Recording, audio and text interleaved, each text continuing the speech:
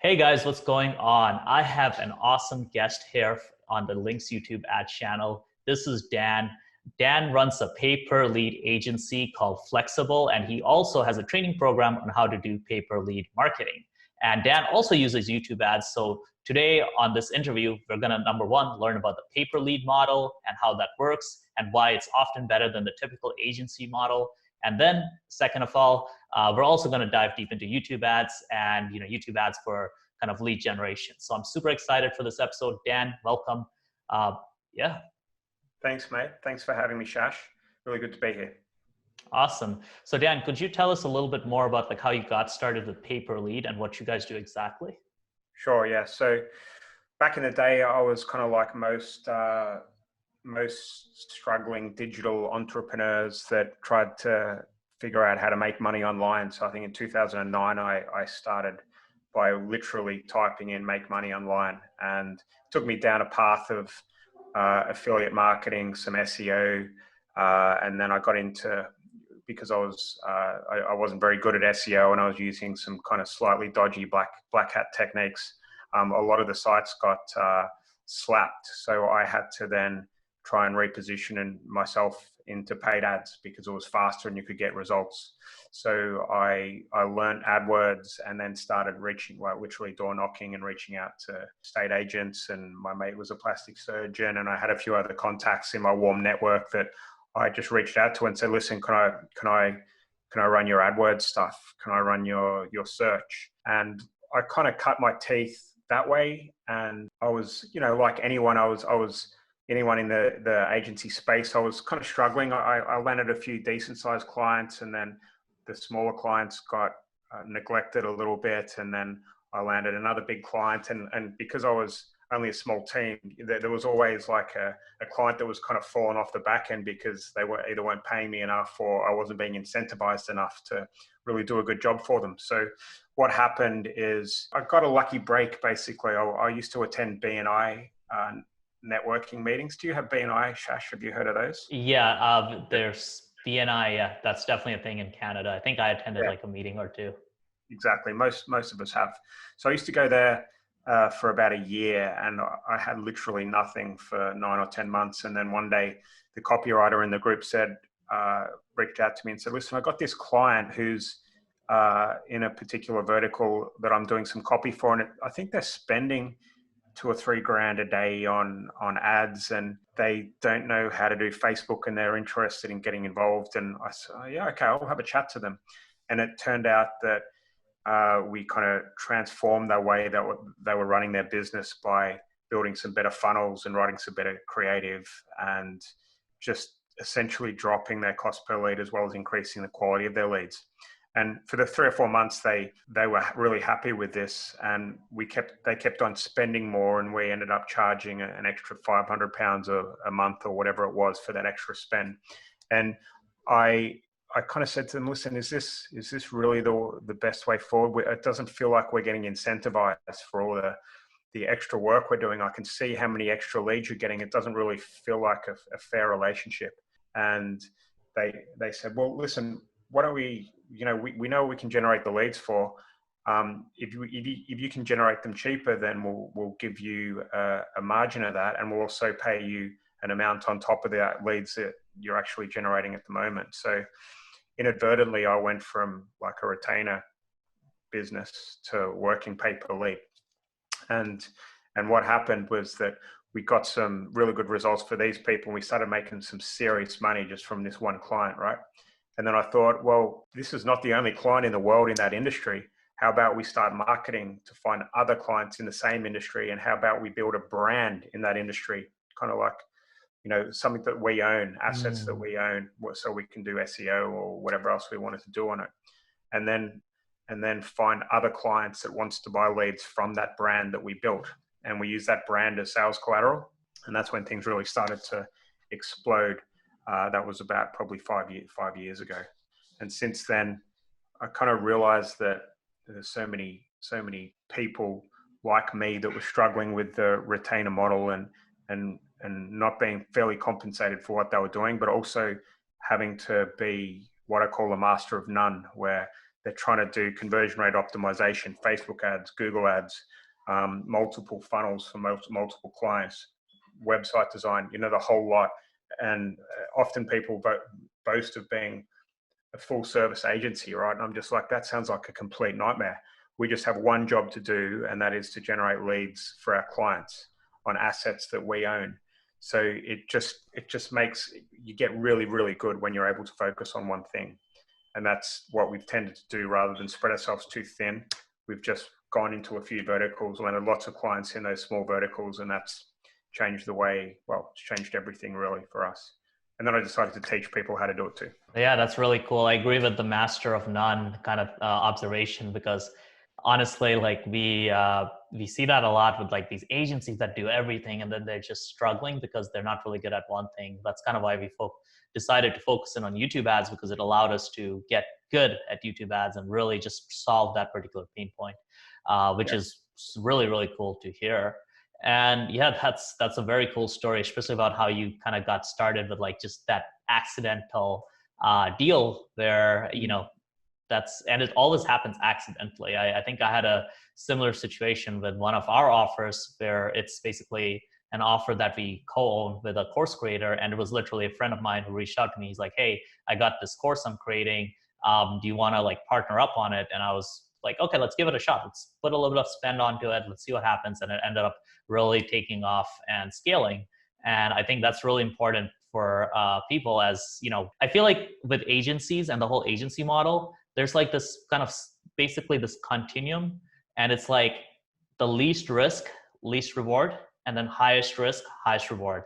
And it's like when you start out, maybe you start out with like the lower risk side, but then as you advance, you go into the high risk side because you get much bigger rewards and you get compensated for that. Do you kind of feel the same way, and where do you see like this whole pay per lead model in that continuum? Yeah, it's interesting you say that. I think, you know, to be not to be too kind of woo-woo about stuff, but I think the more you put yourself out there and the more risk you take and the more creative you are, then good things are gonna come from that, right? Like the universe has a habit of kind of giving you what you want if you really push yourself and try and solve problems. And who knows what, you know, there's lots of people listening here, but who knows which way they're gonna go, right? Like with you might not have been that specialist course creator YouTube guy if you didn't kind of take the 5 steps before that where your friend thought, okay, Shash knows what he's on about, like let's give him a go at this, right? So I think there's nothing wasted on that journey, right? There's nothing that the stuff that I did when I was doing affiliate marketing or creating you're probably too young to understand it, but the Warrior, do you remember the Warrior Forum and WSL? Yeah, no, I remember that. Yeah, when I was in like first year of university trying to figure this stuff out, I remember being on the Warrior Forum. I think I even like released something on there, like with a friend. Yeah. So I got WSL of the day twice. I was so proud of that back in the day. And none of that was wasted because it taught me stuff and taught me a little bit about copywriting and how to sell and building funnels and things like that. So I don't know quite where I'm going with this, but yeah, I do believe that it's all part of the journey and the process for people. Some people just get there faster than the others. But to answer your question about where do I see the pay-per-lead market going and the performance kind of marketing industry, I think, you know, obviously I'm a little bit biased, but I think a lot of people can see that this is the future, especially as you start first of all, when you start seeing target CPA bidding and cost per conversion bidding in the platforms, it's kind of black or white, right? You know what you're getting the leads for, and if you can take care of the client's funnels and retain control over them, as well as now being able to use tools like Go High Level or Close.com or whatever they are to be able to literally put appointments into clients' calendars, then suddenly it makes more sense for us to be performance-based because there's more money in it, right? Because all those people have to do is turn up on the calendar the day that the leads slotted into the calendar and close them, right? Which makes me think that us marketing agencies are probably going to start acquiring these types of businesses and also do JVs and profit share relationships with businesses, because you make yourself indispensable. There's this whole wave of epic marketers coming. Like it's just growing and growing and growing, and the business owners are being left behind. So my prediction is there's going to be a lot more performance basis. There's going to be a lot more JVs and revenue share deals, I think, as well with our clients. Yeah, agreed 100%. We still have the traditional agency model, but we also have basically performance-based JV deals. So we're kind of like, we have like a kind of like a barbell risk diversification, where we have the very safe agency model on one side, and then we have the very risky co-course creator, like basically partnership, where we put up the money, where we actually get the majority of the rewards, but we also take majority of the risk. And so I feel like that kind of balances things out, because the agency is kind of like a portfolio, and then the other stuff's also portfolio, but it's a riskier portfolio, but then it's kind of balanced out, and the risk also just results in higher rewards. So that's something that's been working for us. What I'm curious about though is, I know you guys have a hybrid model which de-risks a lot of the pay per lead stuff, so actually makes it very much a lot safer for your students. And I'm really curious to hear what that is, because traditional pay per lead model is I go spend my money, I get leads, and I resell them for a higher price. Now, what is the hybrid model? I'm super curious to hear about this. Hey guys, before we move on, I wanted to talk about something very special very quickly. If you want to master YouTube ads, you want to learn it from the pros. Just like Mike, who made over $1.5 million with YouTube ads in e-commerce, Bastian, who did over $300,000 for a client at over 10x ROAS, or Boyd, who's making $5,000 a day with YouTube ads. All of them joined the Expert YouTube Ads training course, got coached by our team, and went on to really hit success with YouTube ads quickly. We have the most technical YouTube ads course in the market, with live weekly calls, a Facebook group where you can ask anything, and some of the best students spending thousands of dollars a day. So click on the link below in the description to book your call, where you can get a free preview of the course and see what's inside. Look, you can try to figure out everything by yourself, or you can join the course and take the fast road to YouTube ads success. Now let's get back to the rest of this video. Yeah, so the traditional pay per lead, when you've got stuff dialed in, is you go to a client and say these leads cost $50, and you run the traffic through the funnel that you own, whether it be on their website or on your brand, and you get those leads for $25, and your profit margin's $25 gross profit, okay? Hopefully the less you get them for, the more money you make. And that works really well when you've got your quality and your creative and your cost per lead dialed in, okay? And they pay you up front for this as well, by the way. This is what people don't really understand with the pay per lead model. Kind of 7 or 8 out of 10, you can convince the client to pay you up front. So you're using an Amex card or something on your credit card, on your ad account. You're not getting charged for that for 30 days or whatever that is. So you're actually making some good cash flow out of the gate. So that's the traditional method. The hybrid deal, or we kind of call it the grandfather deal. This is more when you're starting out in an industry and you don't know what you're doing, but you might have experience running ads and building funnels or whatever in another industry.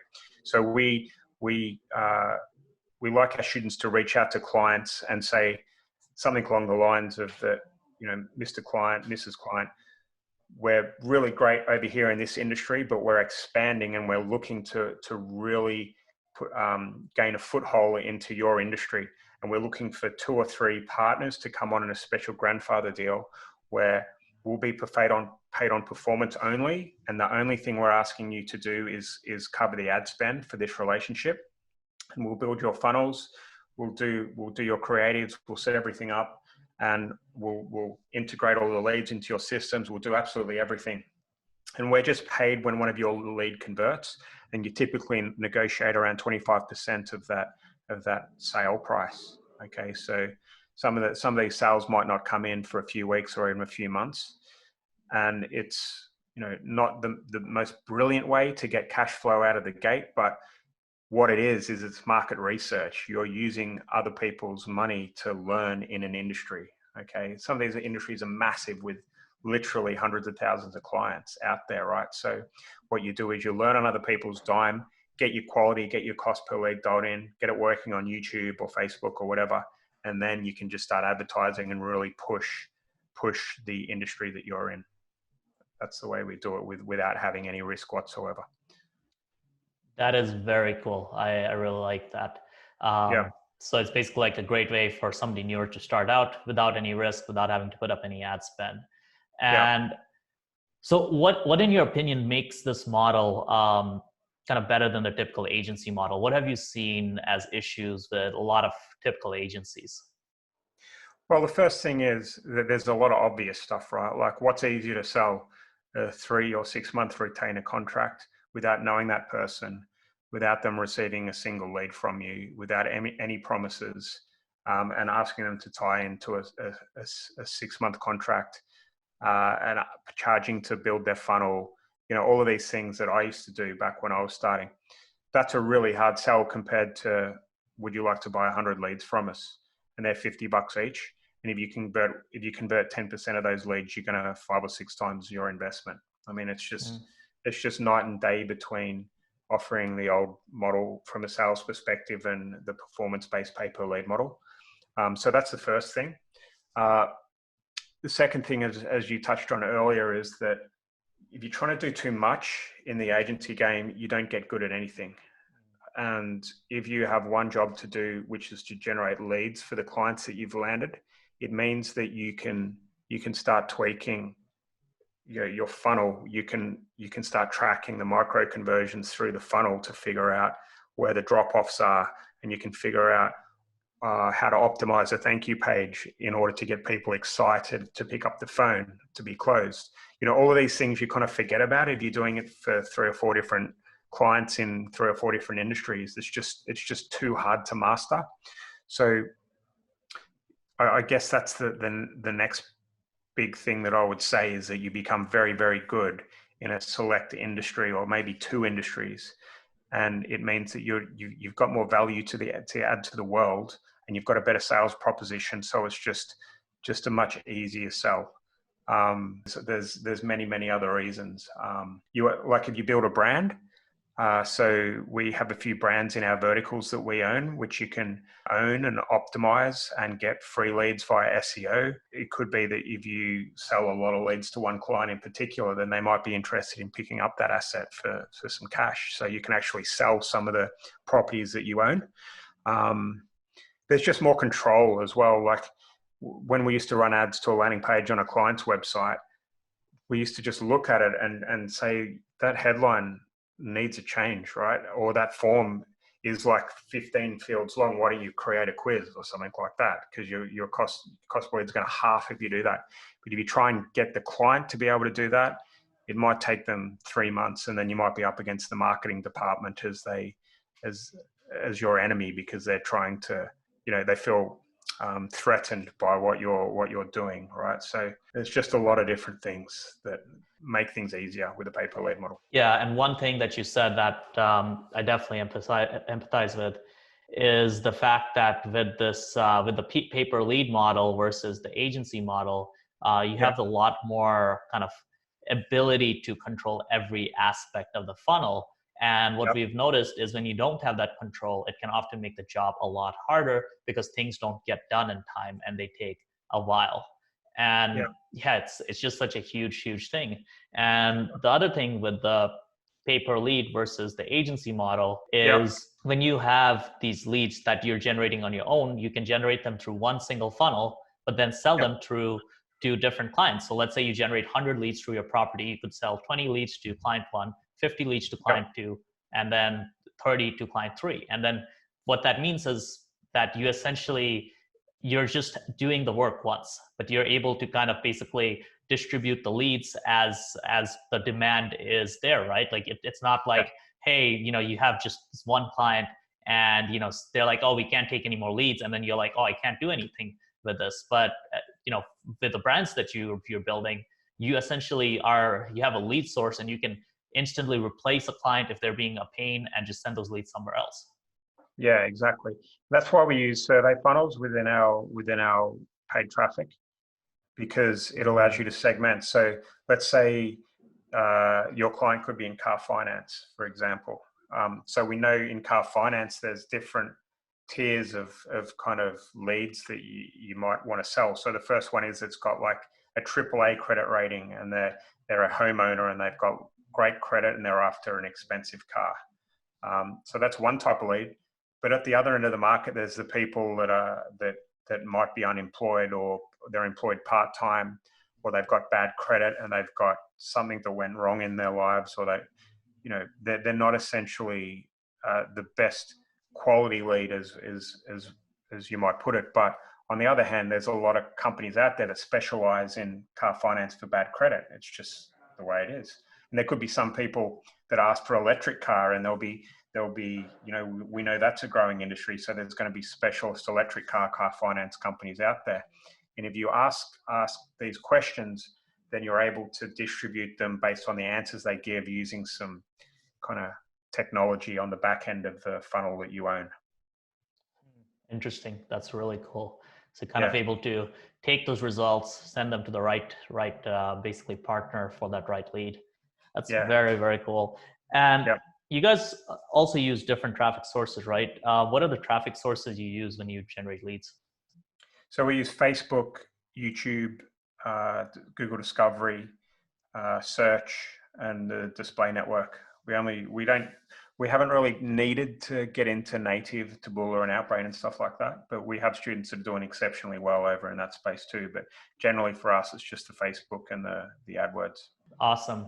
And obviously, since this is a channel about YouTube ads, how is YouTube ads going for you? Yeah, really good, really good. We did a little analysis a while back on what the quality was that's coming off the back of them. So, for example, if you're generating a lead from Facebook, sometimes you'll have some long copy and an image, and then they click to a landing page and they convert, right?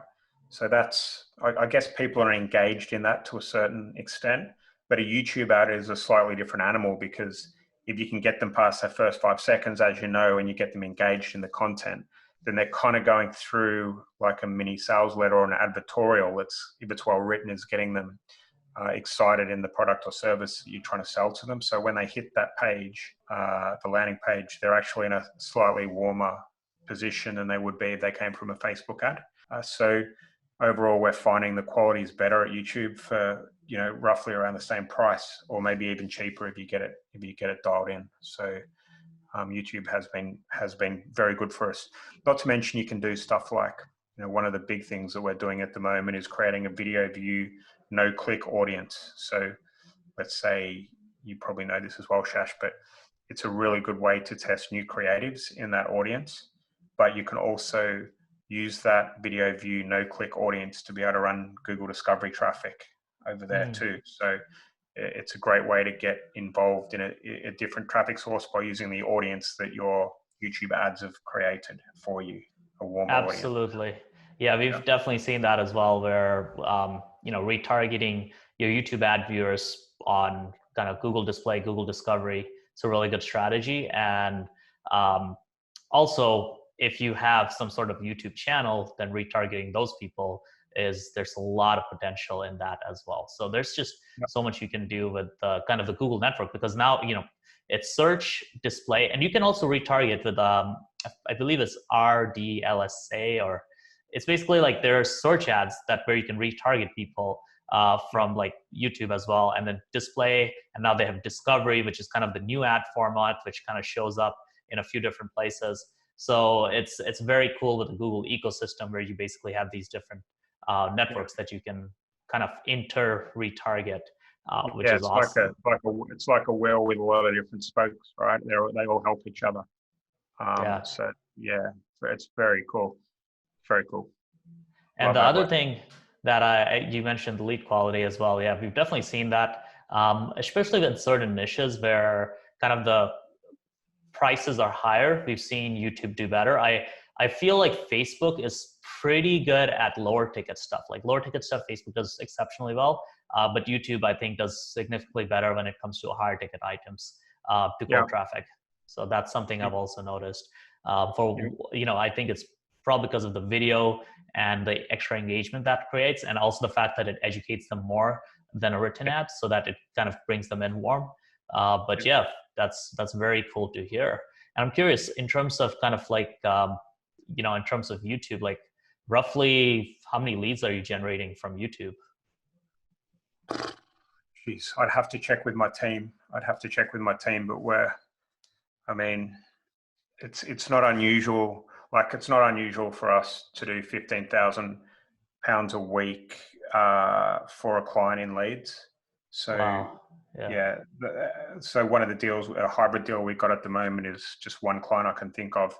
They pay us £15,000 to spend on ads per week, and we make £5 for every lead that we deliver. But it's a sliding scale. It's more if we can get the leads less. So it's like that hybrid grandfather deal I was talking to you about. But they've got I mean, they're probably spending close to, it's well over $100,000 a month with us, just one client. And there's, hundreds, if not thousands, of people in that same industry. So we're still battling to kind of bring the cost per lead down a little bit. That's one thing we're struggling with at the moment. But it's okay because we're not risking it, right? It's kind of their money. So the only thing I'm frustrated is that we're not generating enough leads at a lower price, because it's performance basis, right? It really, if you're a competitive person, it really gets you going. That's for sure. Get the juices flowing. Yeah, you want to optimize that lead cost, get it down as much as possible. Yep. Yeah, that's very, very cool. And in terms of YouTube creative, how are you guys doing the creative side? Because I know that, with local and with lead gen, right? I'm guessing you're running national as well as local campaigns. How do you guys handle the creative? It's mainly national that we run. So I've got a couple of videographers in house actually. So it's pretty quick and easy to get stuff done for us, but we still always start with a voiceover. And there's a guy in the office that runs my AdWords account, but he also thinks he's got quite a nice voice, sultry voice or something like that. So he's actually doing the voiceovers for our offers, and then we're just handing the voiceovers to our video team, and they're just using stock image and stock video in order to be able to build that out relatively quickly. So we have got that luxury, but on the other hand, it's very easy for you to go and get a voiceover on Fiverr or People Per Hour or whatever, and just get someone to create the video from that as well. So it can be done very quickly. And then when we get it dialed in, we get the hooks right and the offer right and the video right, then we'll perhaps hire an actor, or we'll get a client to do an actor, or we'll also pay an actor as well. So another good tip is to find a client testimonial, like a really nice testimonial, and use an actor to be able to shoot that testimonial on behalf of the client. Because you see that all the time on TV or whatever, right? Actors, they're not really the dentist that's saying that's the best toothpaste they've ever used, right? They're just actors. So as long as we have that in our privacy policy and the client's happy with it, then we can actually move pretty quickly with client testimonials and be able to mix that in on retargeting videos or whatever, to be able to really bring that cost per lead down. That's very interesting. I did not know you could do that, like have an actor read a testimonial. But I mean, I've seen that on TV for sure.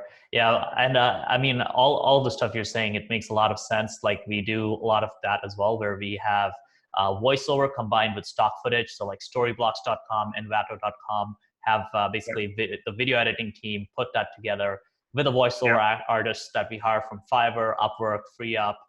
There's other places, Backstage, so many different basically places you can source these voiceover people from. And then obviously spokesperson ads, if you want to, something, you see something's working and you want to create a higher production, get the spokesperson ads as well. And I mean, it just goes to show, like, with video production, especially for this lead generation stuff, it's actually not that difficult. One of our students, actually, Marius, I don't know if you know him or not, but what he did was he would just shoot the lead gen ads himself. So he would actually do it selfie style.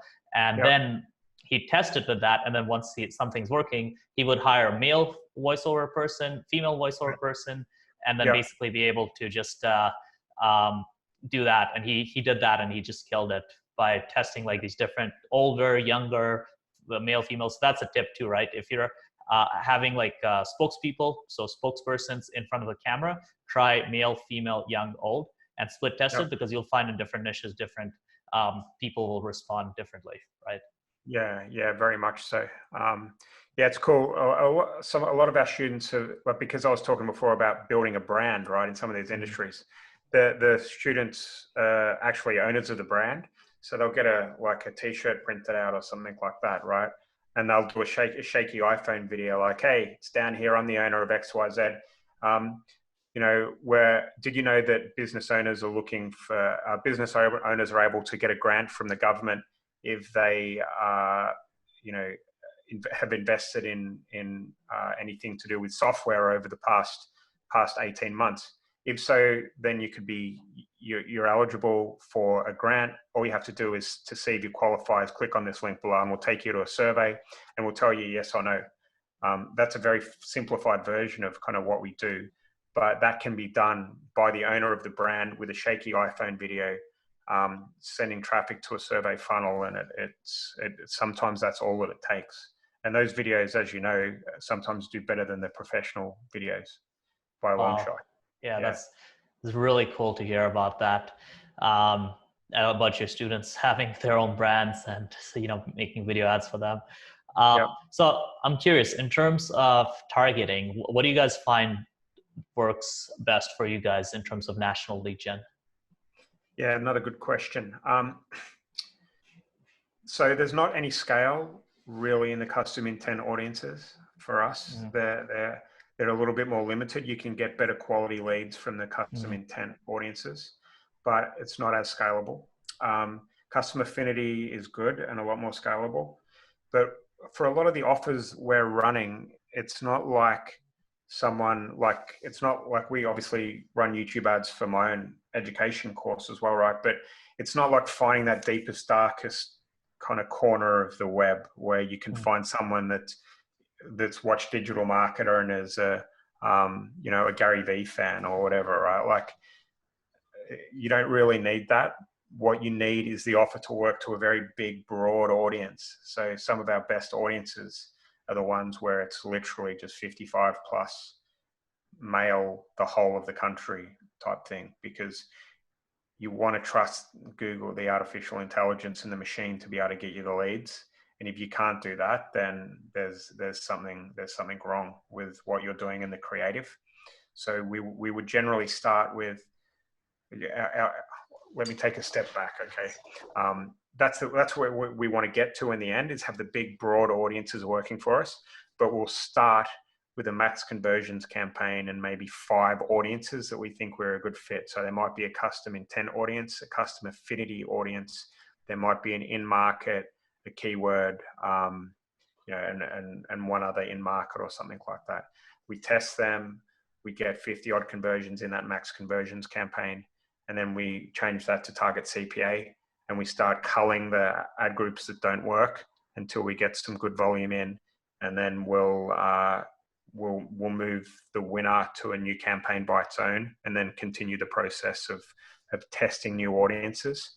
But one mistake we have made is put that big, broad audience in when we start, because it sucks.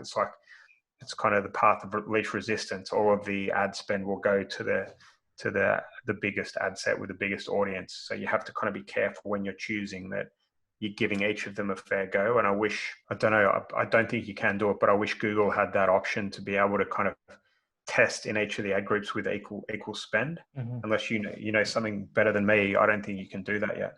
Yeah, we just have one audience per campaign. So we just have a lot more campaigns, and we'll have multiple ads in an ad group, but since we want equal spend to going to, like our different targeting options, one targeting option, like if we do keywords, we'll have 4 or 5 keywords in there in the ad group, but just one ad group almost always. We've tested multiple ad groups, but almost always, like, it's been the, one campaign, one audience type kind of thing has worked best for us. And I agree 100% with everything you said.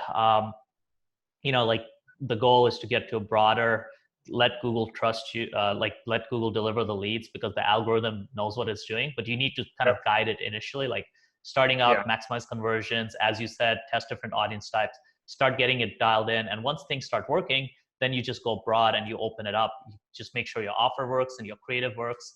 The whole process is just those first few months. You really need to be testing a lot of different things and a lot of different creatives to find the formula that works.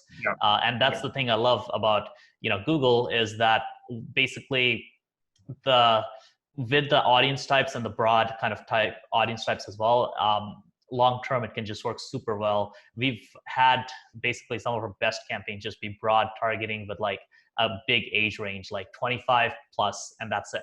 Literally the only thing. And spent thousands of dollars a day on that. And we've also had custom affinity work well as well. I think there was one custom affinity based on an internet marketing guru where we literally were spending like 10 grand a day over various accounts, because every single account we plugged it into, as long as it was roughly related to the make money online world, it just worked well. It's like our secret audience that just was like, we would pray to the gods, be like, hey, this guru, like let him flourish, because he's it's a great custom affinity audience. But it's 100% agreed with that. Like that's definitely the way to go about it. I'm curious as well what your thoughts are on this, because I might learn something from you. But one thing we don't like about doing one audience per campaign is that you need to have a certain, we look at roughly 10 times the target CPL you want to achieve as the minimum budget. So when you're starting, you don't always have the opportunity to have, 5 to 10 audiences to test because you haven't got enough budget. The client doesn't have enough budget. How do you get around that? Yeah, so I mean, I guess it's trade-offs, right? So you're getting more control over where the budget goes, but then you also are not getting, like, let's say you're trying to get $10 a lead, right? We will often start campaigns at like $25 a day, right? And then it becomes a culling process where it's like basically anything that doesn't hit KPIs, we cut it, right? Even though ideally, you want to have it like, let's say 10x, and that's what Google says, and that might give the algorithm a chance. But for us, it's more of like a kind of, it's kind of like an evolutionary kind of arms race thing where we just put all these kind of different things against each other and then call the ones that aren't making it. And then what we see is because a lot of times we literally have no idea what's going to work. Like we think something's going to work, it's going to work. And a lot of times clients are like, hey, why are we testing this targeting option? It's completely unrelated. And the thing is, like, it's just with Google, you have to test a lot of different audience types. And you can start with an educated guess, but at a certain point, you're going to start testing things that are that you're getting from Google Analytics and the insights inside Google Analytics. So you can go inside Google Analytics and see what's kind of like the kind of the affinities and the in-market audiences that are most correlated to your converters. So if you go into your Google Analytics and you go to the right place, you literally see that, hey, maybe green living enthusiasts are actually much more correlated with people who've converted on your website. And that's where we get our data from to test basically all these audiences. So that's where we get like these random audiences where I think there was an info product offer on like on how to make money like with affiliate marketing that one of our own internal offers, it was literally like green living enthusiasts, like people who love green living being one of the top performers. It's just, it doesn't make any sense. But if you dig into Google Analytics, look at what audiences are kind of correlated with your highest conversion rates, then you can get some really good data. But it's like trade-offs, like to the original question, right? It's like, we like having that higher control versus just letting like basically a bunch of audiences in one ad group. But we accept that, hey, we do get it that maybe like, Google does want that, but Google also says they want 14 days for like, the algorithm to optimize. You can't really trust that, right? Like it's just way too much. It's so much more effective to kind of have this process where you're kind of like, you just optimizing on the ad level, culling everything that doesn't work, things that work, you start scaling them up. And then as you give them more budget, they start to work even better, right? So how do you say you start with that $25 campaign? Sorry, you meant to be interviewing me here, but no, that's perfect. Let's get so into how do you scale that $25 campaign to like $1,000 then? If it's a campaign that works and it's an audience that works. Hey, this is going to be really quick. I wanted to introduce you to a few people that are killing it with YouTube ads. The first campaign I ran did about 2.5 return on my ad spend. And I was kind of blown away. I've run a bit of Facebook ads, and going into Google, you feel like this is disgustingly looking bad. Past month, we spent about like 6K on ads for a client, and we generated over like 40K in total sale. I've gone from like 30,000 on the platform to over 300,000 per month consistently.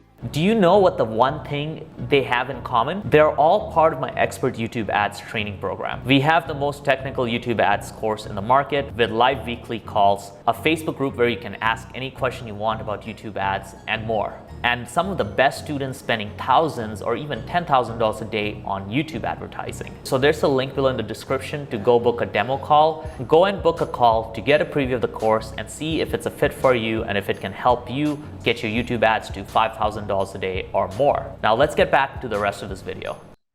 Yeah, so basically with that, right, like what we're gonna be doing is initially, we're gonna be going, let's say 25 to 50 or even 100 day, right? Like when you're at the lower budgets, you can literally double or even go to 100 day because, hey, if it doesn't work, not a big deal, right? Yep.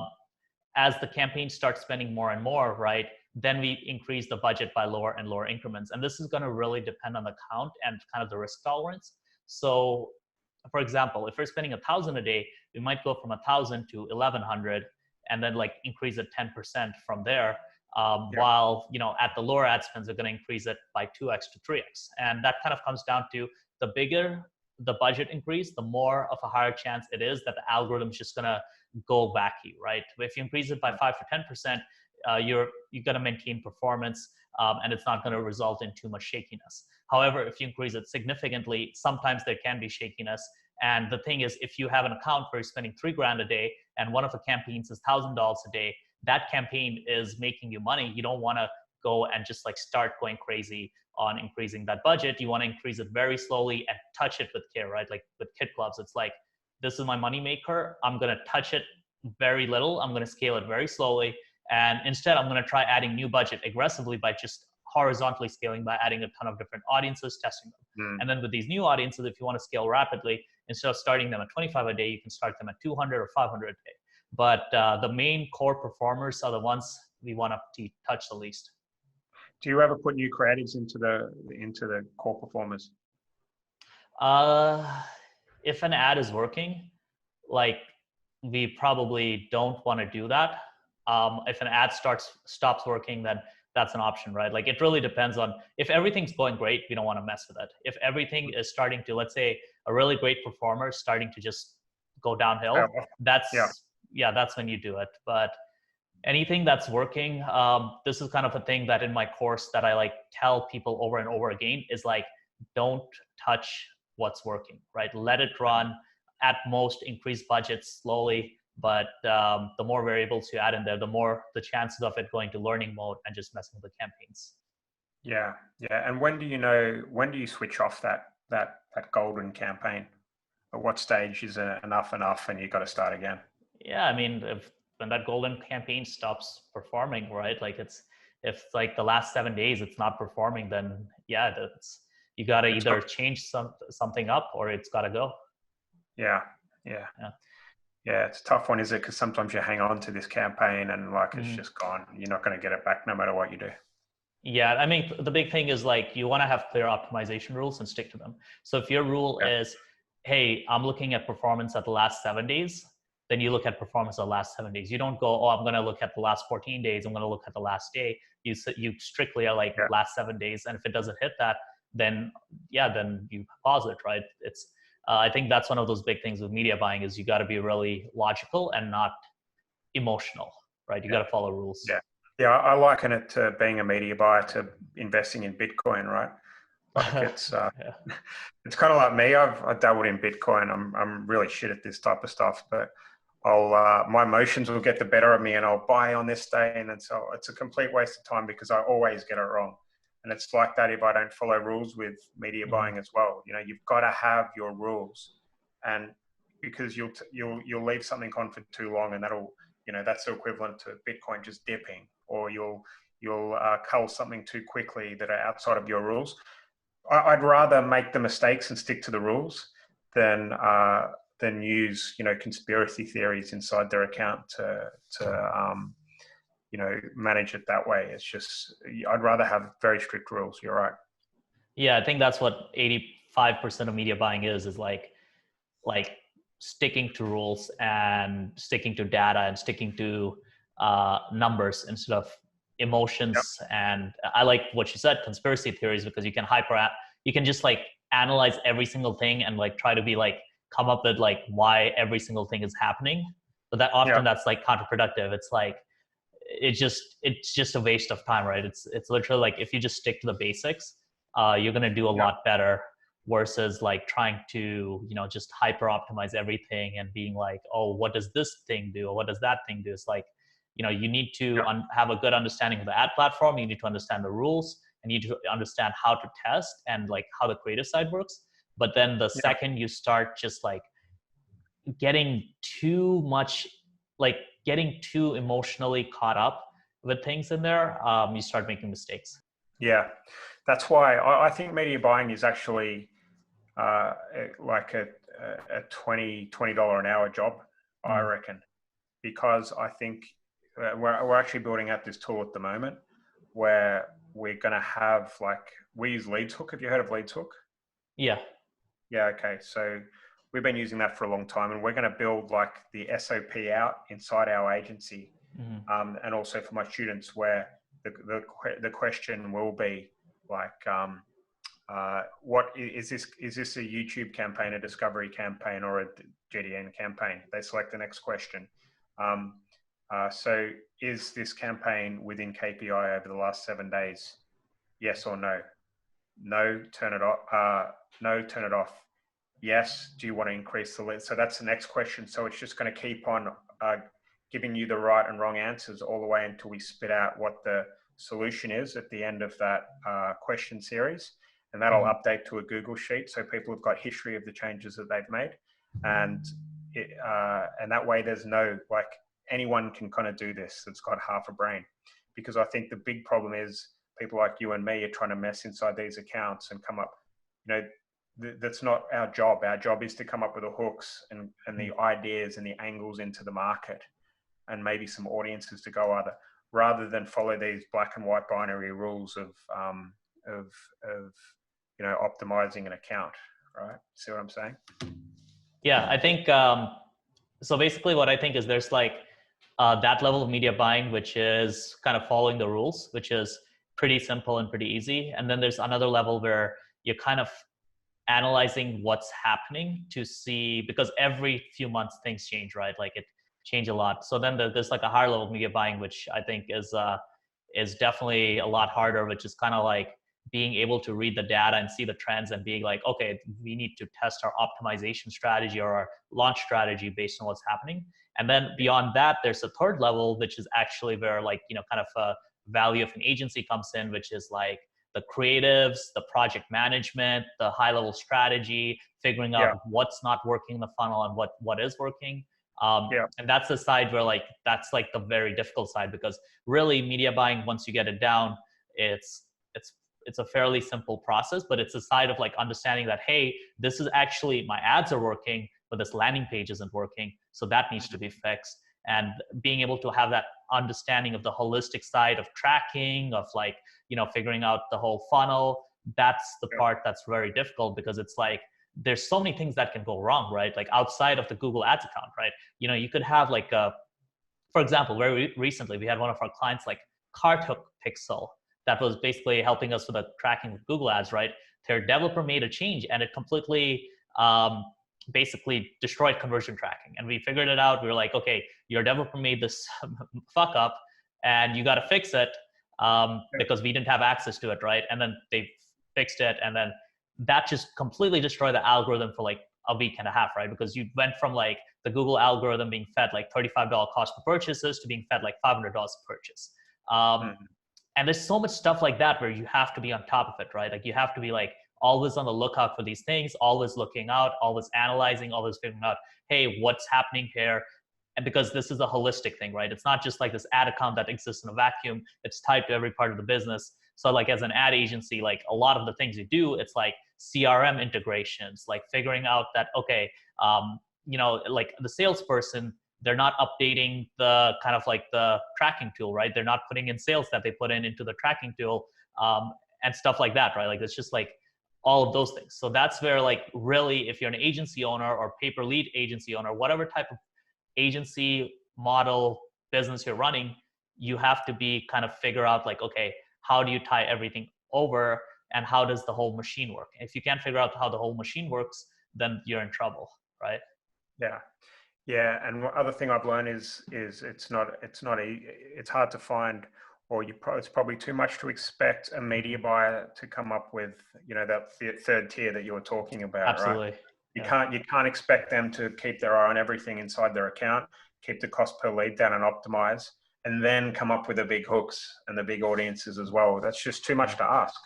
Yeah. So you got to be able to split that into two different roles, whether it be the business owner is coming up with those big ideas, the big things that moves the needle, and then you've got the media buyer that's kind of managing things, and then you've got the funnel side of things as well, which is in its own right. You've got to find out where the holes are in the funnel along the way too, right? So it could be that if you're getting 100 clicks inside your YouTube campaigns and only 60 of them are hitting the landing page, then you've got a problem with load speed time. Or if your landing page, there's only 10% of people engaging or on the page for more than 10 seconds, which you should be measuring as well, then you've got a problem with engagement on that landing page, or the headline needs work. So there's all of these things too, right? Yeah.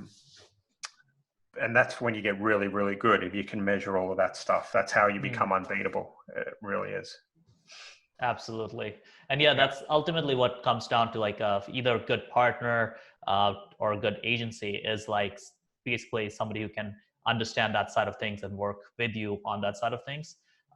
Because it's pretty easy to find good media buyers. You can go on Upwork, find a media buyer for 30, 20 bucks an hour, and they know how to push the buttons and so on. But it just comes down to the fact that there's like all these layers where if you don't have those layers down, it can really mess you up. And that's where like, you got to really, either as an agency or a business owner, you got to really understand those layers and be able to figure them out. And that's how you can make really good money, is like make everything work together. The person who can make the ad work, the funnel work, and the offer work, that's the winner, right? Yeah.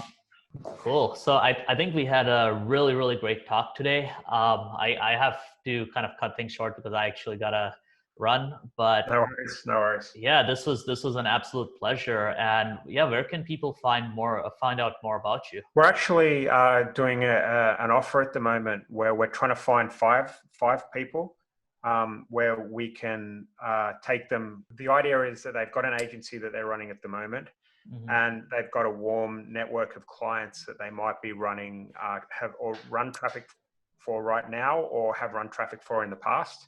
In any offer that's kind of not e-commerce based, all right? We're looking to help 5 people, transition from the old way of doing things to getting into the performance marketing. And I'd be interested in having a chat to them. So I think we've given you a link to my personal... a link right in the description, guys. Yep. There'll be a messenger link there. So if you're watching this and you're interested, then reach out via that messenger, and we'll see if we think we can make pay per lead work for you based on your previous experience. Or if you want to find out more about what we do, then it's at flexible.com, FLEXXABLE.com, which will be below the video as well. Yeah, guys, we'll have both links below. So we'll have the messenger link, and then we'll have flexible.com. So guys, if you're looking to buy leads from Dan, go to flexible.com. And if you're looking to have him help you actually switch over to this new model, go click on that messenger link. And yeah, guys, this was awesome. Make sure to smash the subscribe button, hit the like button so I can keep doing more interviews for you guys. And Dan, thanks once again for being on the show. Good on you, Shash. Thanks, mate. Take care.